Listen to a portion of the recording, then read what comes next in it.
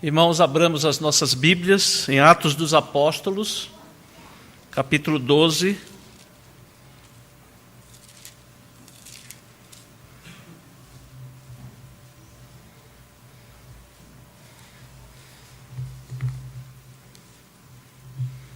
Eu peço aos irmãos que acompanhem a leitura dos versículos de 1 a 19. Atos dos Apóstolos, capítulo 12, de 1 a 19. Diz assim a palavra do nosso Deus. Por aquele tempo, mandou o rei Herodes prender alguns da igreja para os maltratar, fazendo passar a fio de espada a Tiago, irmão de João. Vendo ser isto agradável aos judeus, prosseguiu, prendendo também a Pedro. E eram os dias dos pães asmos. Tendo-o feito prender, lançou-o no cárcere, entregando-o a 4 escoltas de 4 soldados, cada uma para o guardarem, tencionando apresentá-lo ao povo depois da Páscoa. Pedro, pois, estava guardado no cárcere, mas havia oração incessante a Deus por parte da igreja a favor dele. Quando Herodes estava para apresentá-lo naquela mesma noite, Pedro dormia entre 2 soldados, acorrentado com 2 cadeias, e sentinelas à porta guardavam o cárcere. Eis, porém, que sobreveio o anjo do Senhor, e uma luz iluminou a prisão. E, tocando ele o lado de Pedro, o despertou, dizendo: levanta-te depressa. Então as cadeias caíram-lhe das mãos. Disse-lhe o anjo: cinge-te a calça, as sandálias. E ele assim o fez. Disse-lhe mais: põe a capa e segue-me. Então, saindo, o seguia, não sabendo que era real o que se fazia por meio do anjo. Parecia-lhe antes uma visão. Depois de terem passado a primeira e a segunda sentinela, chegaram ao portão de ferro que dava para a cidade, o qual se lhes abriu automaticamente. E, saindo, enveredaram por uma rua, e logo adiante o anjo se apartou dele. Então Pedro, caindo em si, disse: agora sei verdadeiramente que o Senhor enviou o seu anjo e me livrou da mão de Herodes e de toda a expectativa do povo judaico. Considerando ele a sua situação, resolveu ir à casa de Maria, mãe de João, cogominado Marcos, onde muitas pessoas estavam congregadas e oravam. Quando ele bateu ao póstigo do portão, veio uma criada chamada Rode ver quem era. Reconhecendo a voz de Pedro, tão alegre ficou, que nem o fez entrar, mas voltou correndo para anunciar que Pedro estava junto do portão. Eles lhe disseram: estás louca? Ela, porém, persistia em afirmar que assim era. Então disseram: é o seu anjo. Entretanto, Pedro continuava batendo. Então eles abriram, viram-no e ficaram atônitos. Ele, porém, fazendo-lhe sinal com a mão para que se calassem, contou-lhes como o Senhor o tirara da prisão e acrescentou: anunciai isto a Tiago e aos irmãos. E, saindo, retirou-se para outro lugar. Sendo já dia, houve não pouco alvoroço entre os soldados sobre o que teria acontecido a Pedro. Herodes, tendo-o procurado e não o achado, submetendo as sentinelas a inquérito, ordenou que fossem justiçadas. E descendo da Judeia para Cesareia, Herodes passou ali algum tempo. Amém. Irmãos, nós já estamos estudando esse livro de Atos dos Apóstolos há pelo menos 2 anos.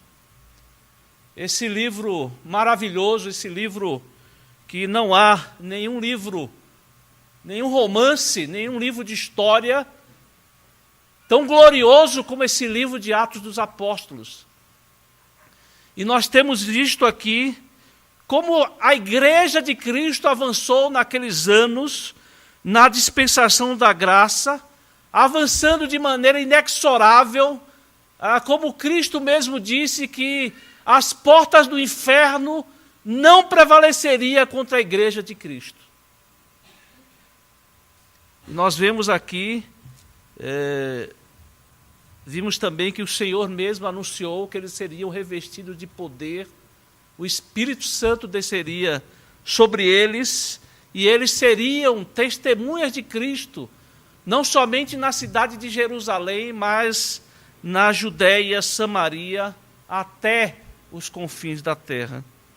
E nós temos visto, irmãos, como esse evangelho avançou, transpondo os muros de Jerusalém, de fato, alcançando as cidades ao redor, e nós temos visto aqui, vimos na última oportunidade sobre aquela cidade importante do Império Romano, a cidade de Antioquia, onde ali formou-se uma igreja que foi confirmada, doutrinada, né, durante um ano pelo apóstolo Paulo e Barnabé também, e ali se formou uma liderança forte, uma igreja doutrinada, uma igreja que próspera, inclusive financeiramente, a ponto de, como nós vimos na última oportunidade, eles enviaram ajuda à igreja de Jerusalém, que passaria por um período de fome, de escassez naquele lugar. Logo depois desse capítulo, irmãos, nós vamos começar a ver as viagens missionárias do apóstolo Paulo, algo também maravilhoso de poder contemplar, né, as viagens missionárias, o evangelho avançando por até os confins da terra. E nós nos alegramos também, irmãos, quando nós estudamos esse livro, com as conversões.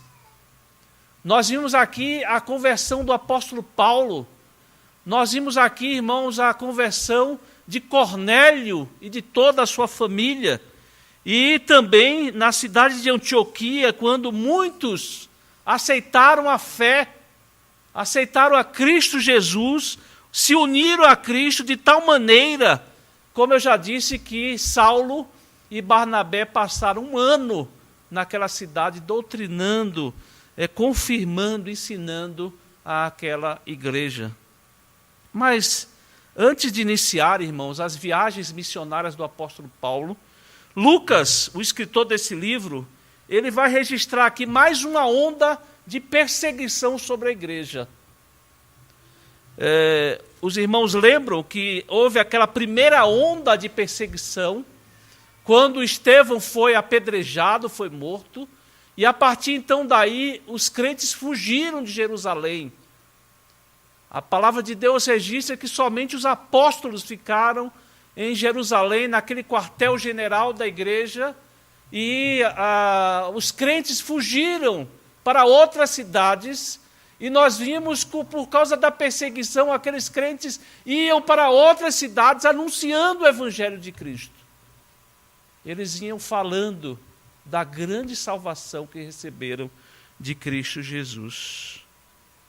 E nós lemos aqui nos primeiros versículos que Herodes, Agripa, neto de Herodes o Grande e sobrinho de um outro Herodes chamado Herodes Antipa, procurando ajudar ou agradar os judeus, ele se lançou contra a igreja de Cristo, prendendo os crentes, maltratando os crentes, e como diz aqui, fazendo passar a fio de espada a Tiago, irmão de João, e também aqui Lucas narra que Herodes encarcerou, né, o apóstolo Pedro. E aqui então, irmãos, nós temos, portanto, esse registro do martírio de Tiago.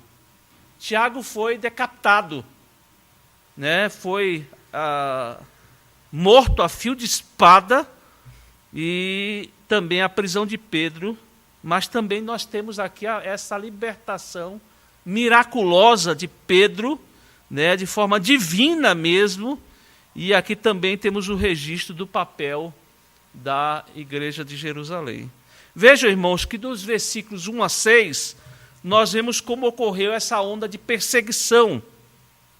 Herodes, então, ele se lançou contra os crentes, contra os cristãos. Os irmãos lembram que foi na cidade de Antioquia que, pela primeira vez, os crentes, né, os que andavam no caminho, eles foram chamados de cristãos.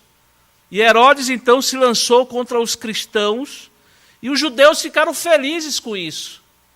Eles estavam vendo uma ameaça ao judaísmo, então eles ficaram felizes com isso, e Lucas registra, então, aqui a morte de um dos apóstolos mais queridos de Jesus Cristo.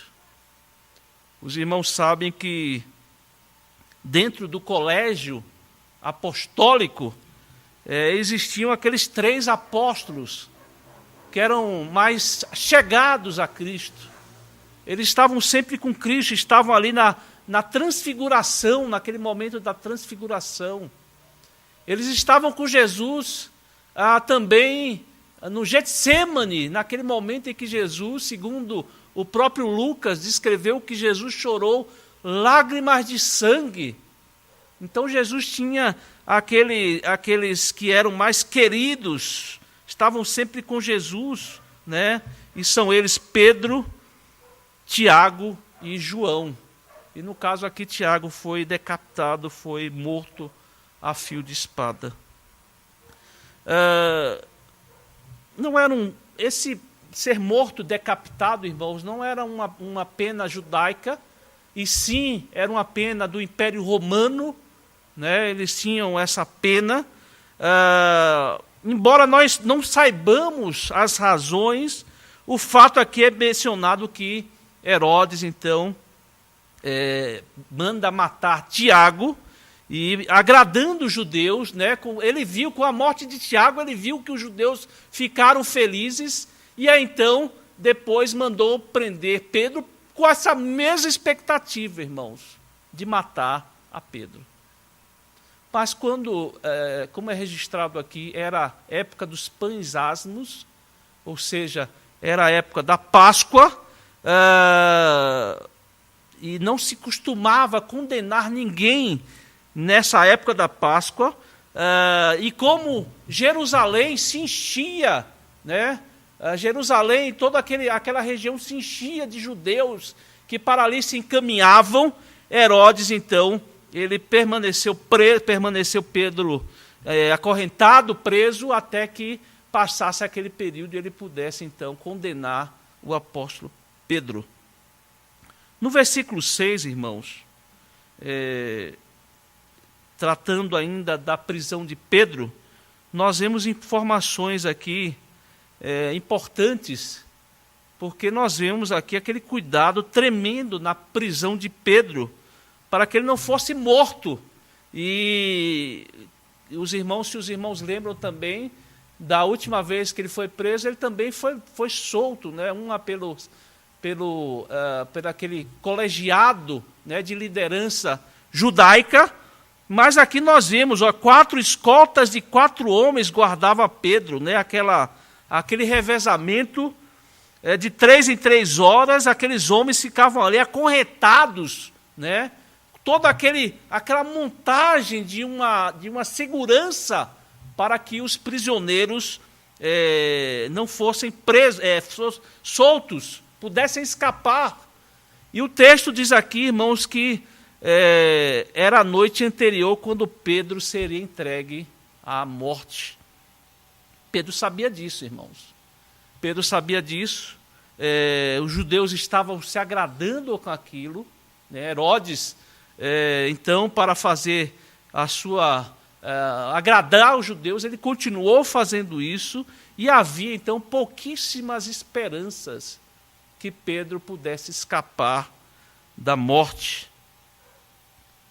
Veja que nós vemos interessante aqui que Pedro, irmãos, diante daquele momento, Pedro dormia.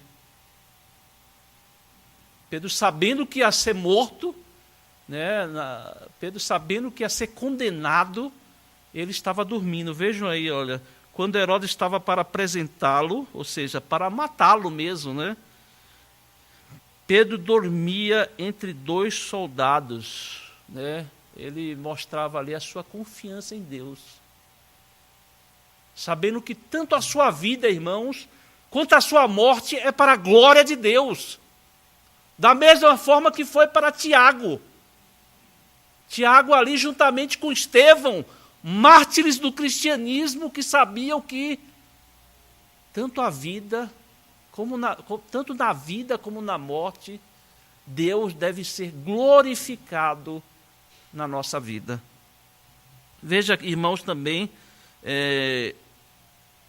enquanto aquela força militar estava ali cercando a Pedro, com todos aqueles cuidados para que ele não fugisse, aqui, irmãos, nós vemos uma força muito maior,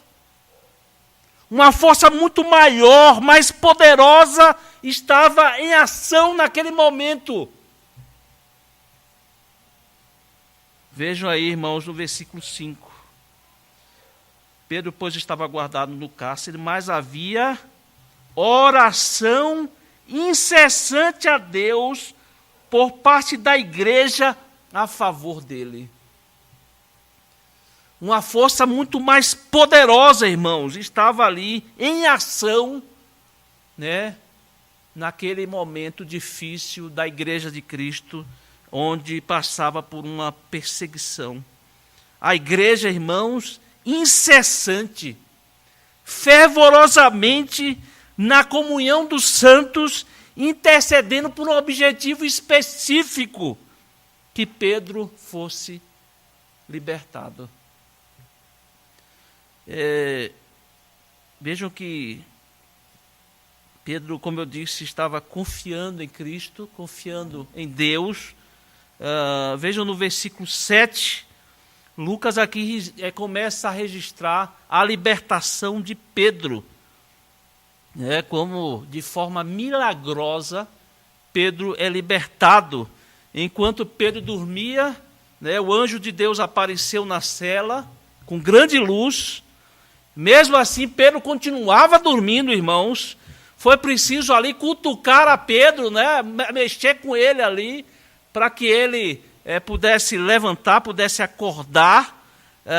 E aí o anjo instrui a Pedro que se arrumasse, se aprumasse, e a ideia é que o anjo vai orientando, ele vai ali, irmãos, a ideia é que o anjo vai conduzindo Pedro, no caminho, até chegar às ruas da cidade, quando Pedro cai em si, ele cai em si, que agora eu sei que não foi um sonho, tudo isso realmente está acontecendo, e ele então viu que de forma milagrosa, irmãos, divina mesmo, Pedro foi libertado do cárcere.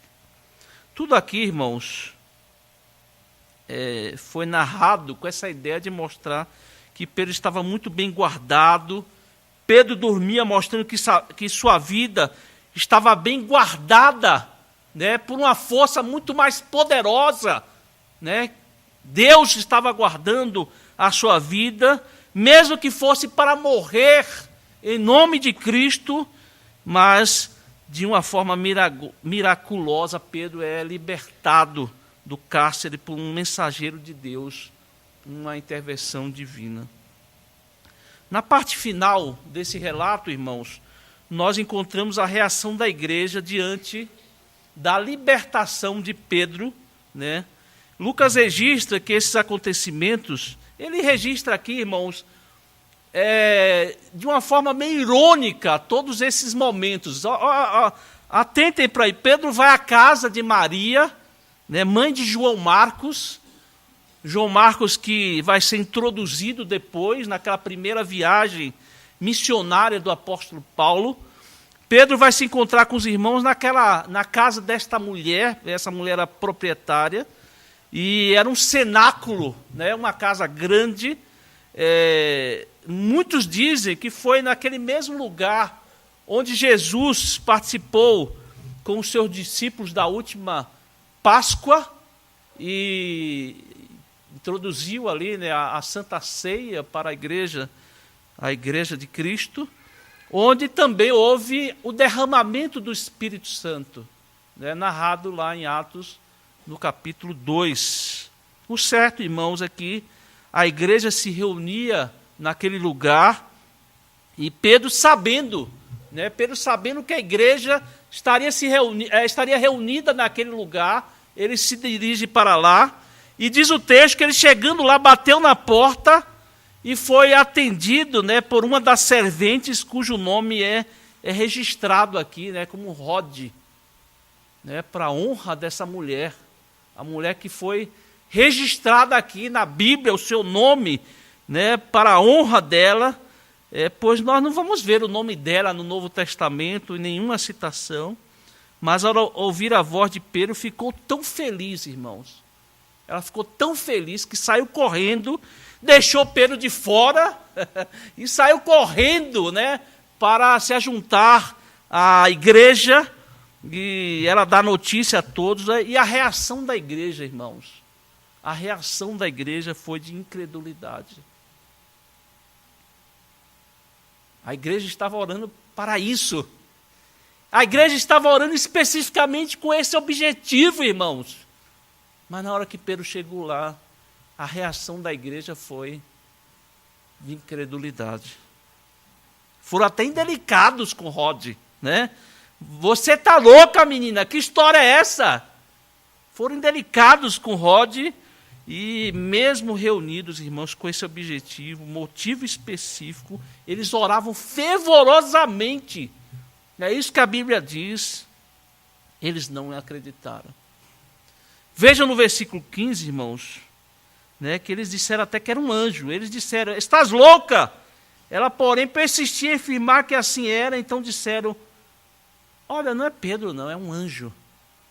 Não é Pedro, é um anjo. Inclusive, irmãos, alguns estudiosos que têm uma linha um pouco mais liberal, digamos assim, eles tomam esse versículo, assim como Mateus 18:10, né, quando Jesus diz: vede, não desprezeis a qualquer desses pequeninos, porque eu vos afirmo que os seus anjos dos céus veem incessantemente a face de meu Pai Celeste. E também, usando Hebreus, no capítulo 14, Hebreus 1:14, que muitos defendem essa ideia de anjo da guarda. Anjo da guarda. Essa é uma crença judaica, que cada pessoa que fazia parte do povo da aliança tinha seus anjos da guarda. Nós não temos base, irmãos, para afirmar isso. Nós não temos base bíblica para afirmar com absoluta certeza se é assim que acontece. O que nós sabemos, irmãos, é que Deus se utiliza dessas criaturas, são criaturas de Deus, Ele se utiliza delas para várias missões, muitas vezes, até pelo nome, são usados como mensageiros de Deus, e Deus se utiliza dessas criaturas angelicais para nos guardar, para nos libertar, para nos ajudar em diversas situações. Pedro, então, irmãos, pede que eles não façam barulho, né? Depois que ele sobe lá e se apresenta, aqueles irmãos confirmam que realmente era Pedro. Ele então pede que eles não fizessem barulho e conta então como Deus, de forma maravilhosa, de forma miraculosa, ele o salva da prisão. E ele faz um pedido aqui também, irmãos. Os irmãos podem ver aí, ele faz apenas um pedido aqui, para que os irmãos anunciassem a Tiago, irmão de Jesus, que tudo indica, irmãos, é o mesmo Tiago que lá no capítulo 15 desse mesmo livro, os irmãos vão encontrar ali a primeira controvérsia, o primeiro concílio da igreja, quando a igreja é chamada, né, os seus líderes, os apóstolos, os presbíteros, os bispos, os pastores são chamados para ali então resolver aquela questão que estava gerando uma briga entre os cristãos, né, os chamados judaizantes.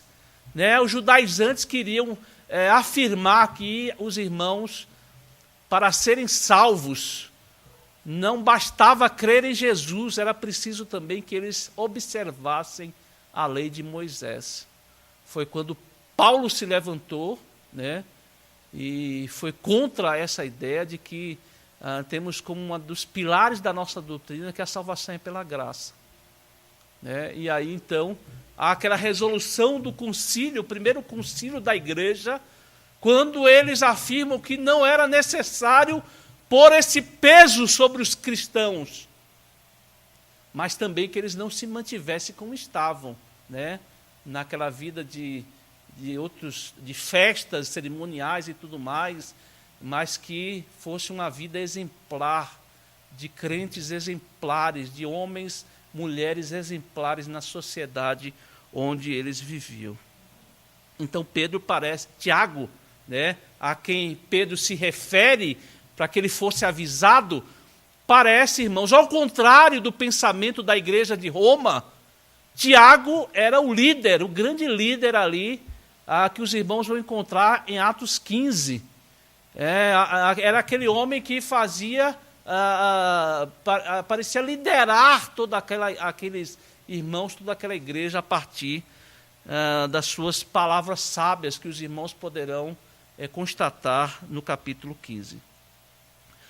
Nós não sabemos, irmãos, onde estavam os outros apóstolos nesse momento, mas o que parece é que Pedro fica preocupado, né? Aquela perseguição continuava sobre a igreja. Pedro, então, preocupado, ele diz assim, vai lá, o único pedido que eu tenho é vai lá e avisa Tiago. Avisa ele o que está acontecendo. Há uma grande perseguição sobre a igreja de Cristo. E nós precisamos nos preparar para isso. Nós vamos ler também sobre Pedro, depois de Antioquia. Nós vamos ver no concílio de Jerusalém.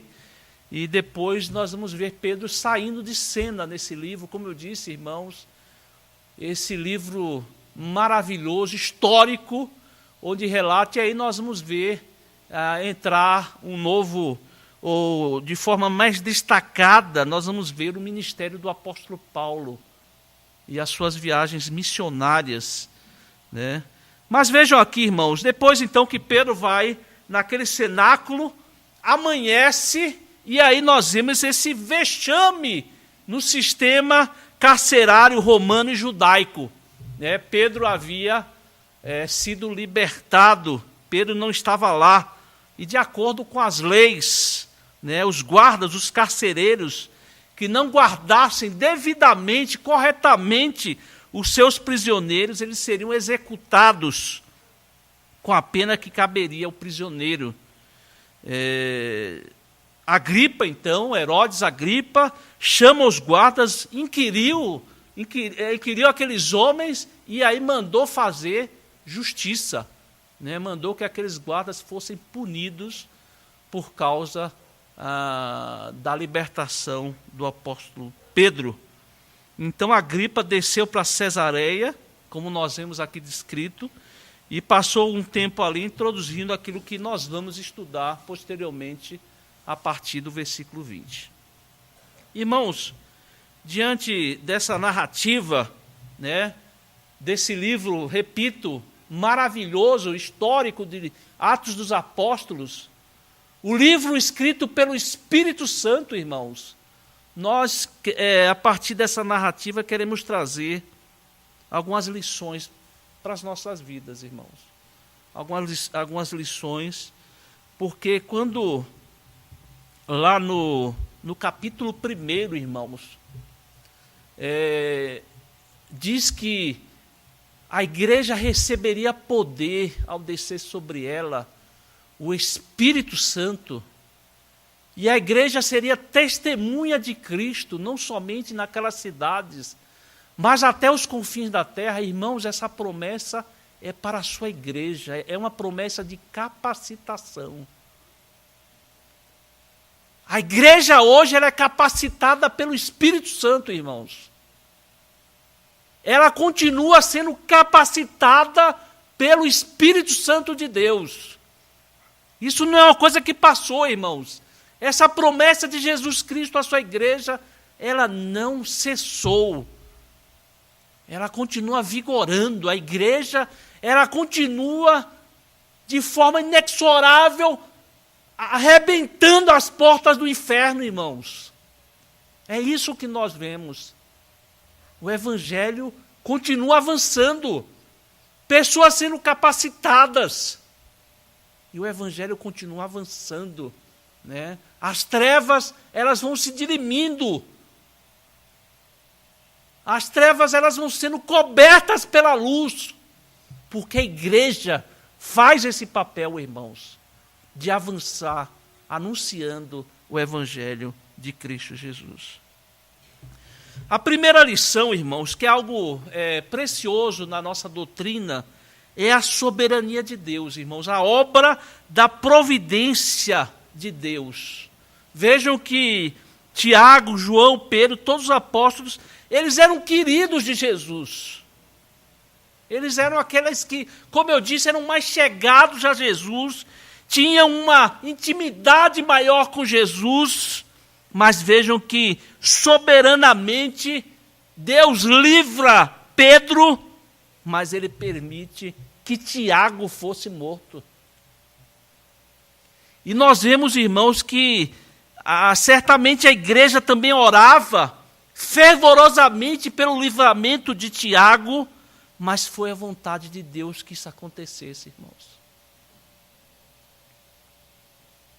E vejam que Deus, irmãos, é soberano para determinar essas coisas, e nós não estamos autorizados, irmãos, à luz da Bíblia, dizer que na vida cristã não teremos mais problemas, não teremos mais dificuldades. Agora é que nós somos crentes, nós estamos cobertos ou livres dessas coisas. Não, irmãos, nós não estamos autorizados a dizer essas coisas à luz da Bíblia.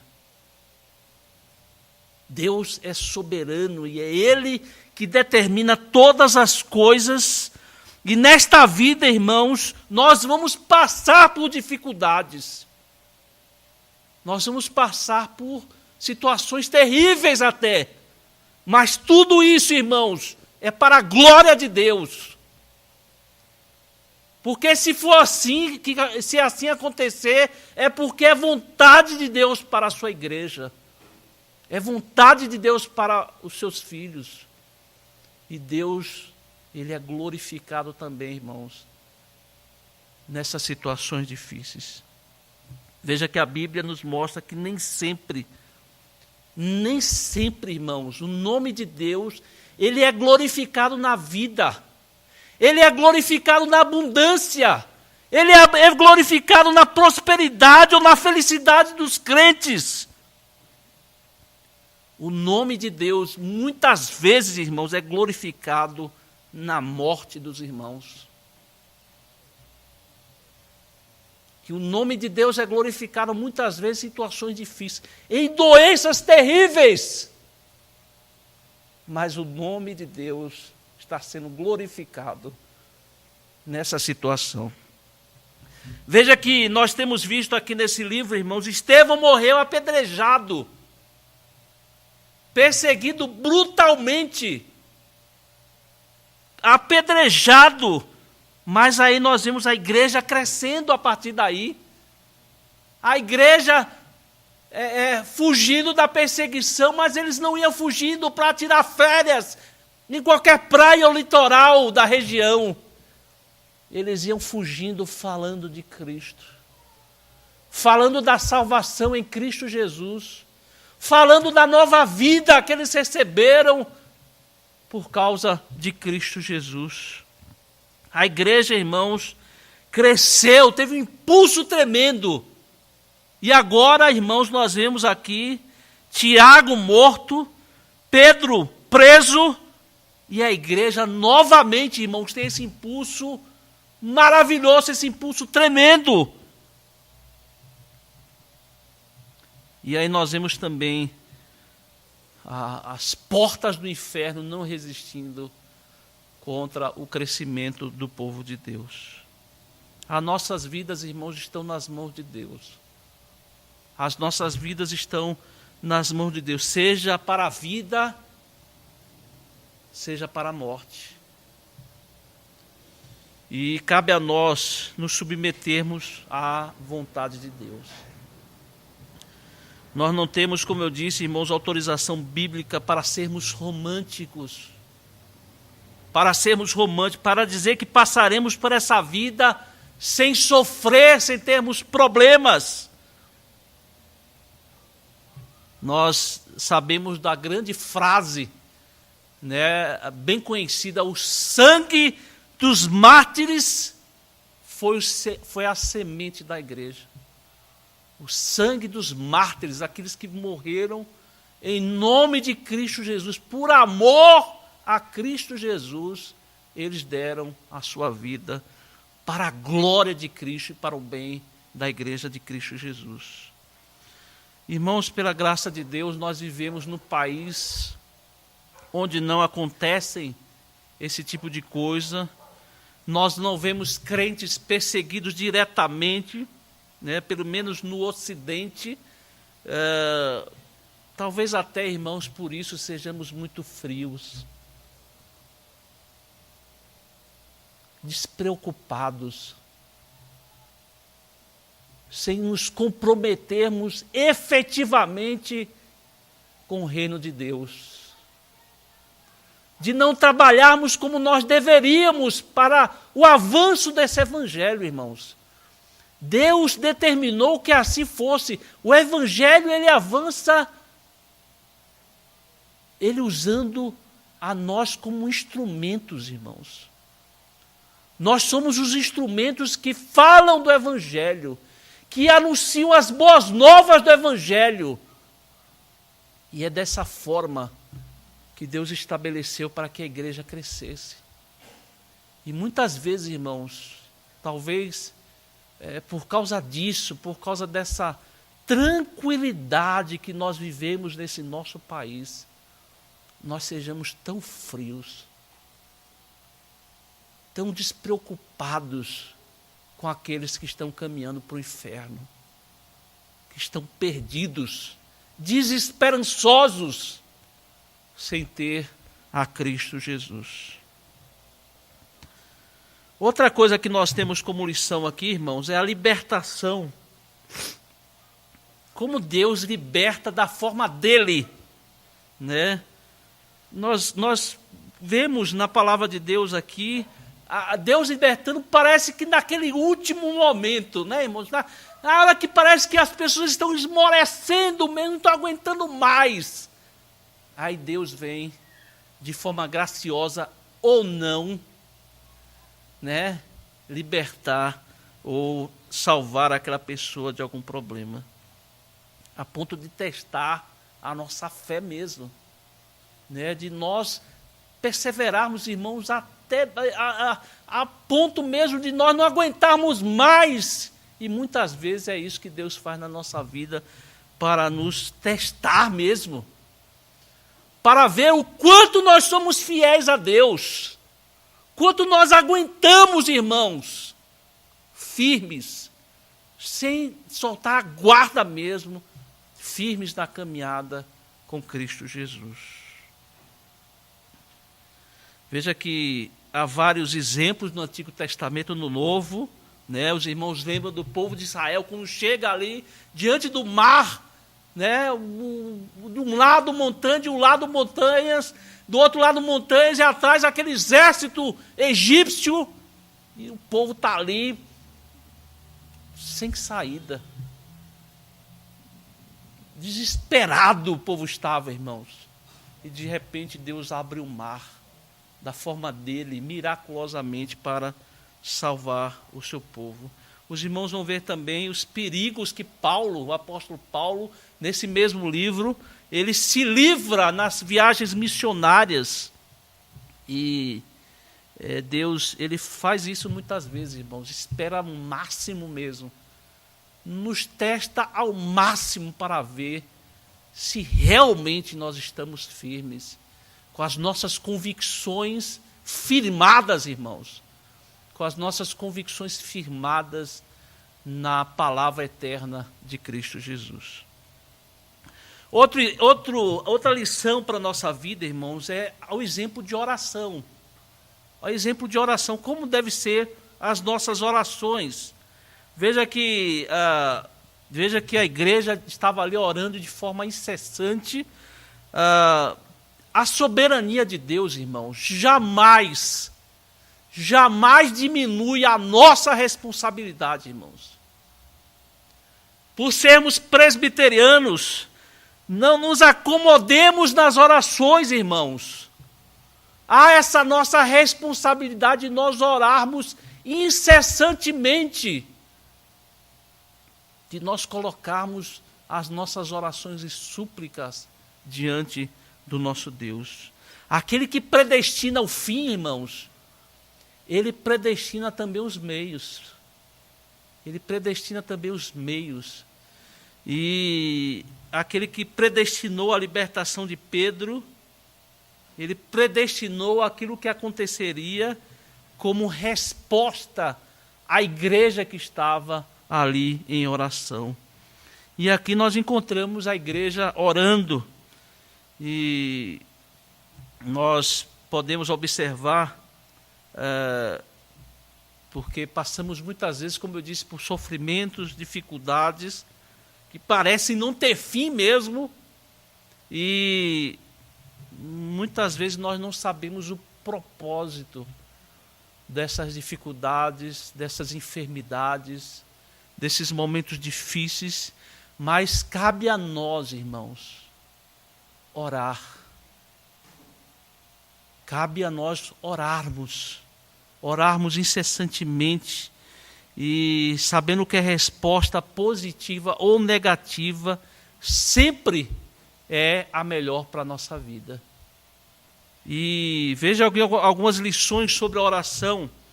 Veja que a igreja orava incessante, ou seja, perseverante. Né? Um dos textos bíblicos que eu mais admiro, irmãos, é aquele texto da viúva que tinha um caso na justiça, e a coisa não se resolvia, e ela ia até o juiz e dizia: juiz, resolva a minha causa. E diz a Bíblia que o juiz abria o seu empreendimento lá, o seu lugar de trabalho, e aquela viúva já estava cedinho lá, dizendo: juiz, resolve a minha causa. E a mulher, ela estava ali constantemente, incessantemente, no pé mesmo do juiz, irmãos. E diz a Bíblia que o juiz iníquo, o juiz ímpio, irmãos, ele não aguentou mais aquela insistência da viúva e resolveu o seu caso. E a Bíblia diz assim, irmãos, se um juiz iníquo, ímpio, diante de uma causa insistente, ele resolveu colocar em ação aquela causa, quanto mais o nosso Deus, o nosso Pai, irmãos, quanto mais o nosso Pai, por mais que nós insistamos na nossa oração, certamente Ele vai dar encaminhamento às nossas questões. Veja que era uma oração com fim específico, né? Nós não devemos orar aleatoriamente, irmãos. Cada um de nós aqui tem uma vida intensa, temos parentes, temos problemas, temos dificuldades, temos planos, e não somente orar por tudo isso que faz parte da nossa vida intensa, irmãos, mas também pelos outros, por aqueles que nós amamos, por aqueles que nós odiamos, irmãos, os nossos inimigos. E a Bíblia diz para que nós oremos por coisas específicas, né? Veja que uma importância também aqui que nós vimos à luz desse texto é oração pública. É isso que nós fazemos quando estamos aqui unidos, irmãos. Orações públicas, solenes. Quando um ora, ele não pode dizer, Senhor, me faça isso, ou coisa em favor de si mesmo somente. Mas ele ora representando toda a igreja presente. Todos nós que estamos aqui somos representados, ou como se ele estivesse orando por todos nós, ou incluindo a todos nós nas orações. Hoje as pessoas estão substituindo a igreja pela internet. Há esse movimento aí que chegou a ter uma força maior, chamado desigrejados, como se fosse possível um crente viver longe da igreja. E aqui nós vemos, irmãos, uma lição preciosa. A igreja unida, a igreja, a comunhão dos santos, a igreja orando com uma causa específica, fervorosos, incessantes ali, irmãos, com objetivo, e é uma lição muito importante para nós. Mas há uma ironia, como eu já disse, há um problema nessa oração. Era uma oração incrédula. Era uma oração incrédula, irmãos. O que parece, irmãos, é que eles não criam na libertação de Pedro. E fica evidente nesse texto, não é verdade? Depois da narrativa que Lucas faz, fica evidente. Não adianta aqui falar somente bem da igreja, né? Nós vemos certamente que aquela igreja teve muitos problemas, irmãos, que nem tudo estava tão bem, mas eles não criam que Pedro ia ser libertado. Se tem alguém aqui que pode ser vista como uma heroína da fé, que orava crendo que Pedro pudesse ser solto, era Rode. Essa mulher aqui, como eu disse, foi registrada de maneira honrosa na Bíblia. Depois nós não vamos ouvir mais falar sobre ela. Quando ela ouviu a voz, veja que ela reconheceu ser Pedro e ficou feliz, irmãos.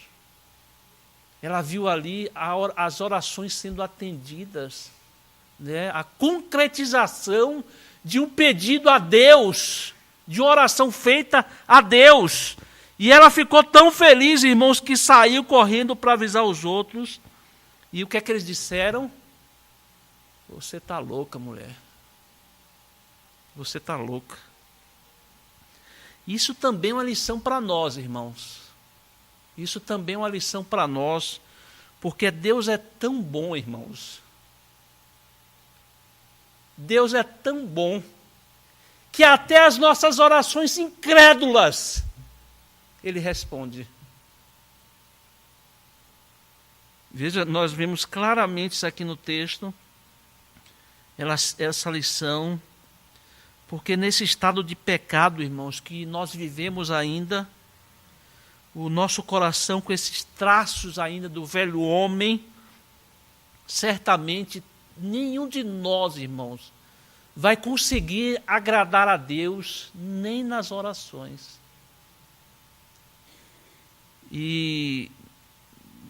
Mas mesmo assim, irmãos, Deus responde às nossas orações incrédulas.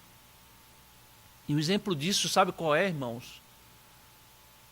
Somos nós mesmos. Somos nós mesmos, cada um de nós aqui presente. Quantas vezes, irmãos, oramos? Quantas vezes nós oramos, irmãos, mas sempre ficamos em dúvida, né? Será que Deus vai responder? Será que eu terei a resposta? E muitas vezes, irmãos, somos surpreendidos, né, que apesar da nossa incredulidade, Deus se mostra como tem mostrado diariamente a sua bondade, a sua misericórdia, o seu amor sobre as nossas vidas. Lembrem-se, os irmãos, nesse texto, que foi Jesus que libertou Pedro, irmãos. O que nós estamos estudando aqui nesse livro, nunca se esqueçam, são os atos de Jesus Cristo que continua a fazer, continua a ensinar, continua a fazer grandes obras no seu povo. Irmãos, nunca se esqueçam disso, irmãos. Esse mesmo Jesus que libertou Pedro, esse mesmo Jesus que atendeu a igreja, atendeu a sua oração incrédula, é o mesmo Jesus de hoje, irmãos. É o nosso Jesus, irmãos. É o Jesus em que nós cremos. É o Jesus em quem nós adoramos. É o Jesus a quem nós servimos. É o mesmo Jesus que disse assim, olha, eis que estarei convosco até a consumação desse século. E que nós, irmãos, diante desse exemplo maravilhoso, desse livro tremendo que é Atos dos Apóstolos, nós possamos confiar em Deus, irmãos, sabendo que Ele está conduzindo todas as coisas. As nossas vidas estão nas suas mãos. A nossa vida já está determinada. E há, irmãos, um final na vida de cada um aqui presente. É vida ou morte. E a minha oração, irmãos, é que todos aqui presentes tenham Jesus como Salvador da sua vida. Tenham Jesus como único e suficiente Salvador. E que através de Jesus Cristo na sua vida, Deus seja glorificado em todos os momentos, sejam eles de prosperidade, sejam eles de bonança, ou seja de dificuldade, enfermidade. E que Deus nos ajude para isso, irmãos. Amém.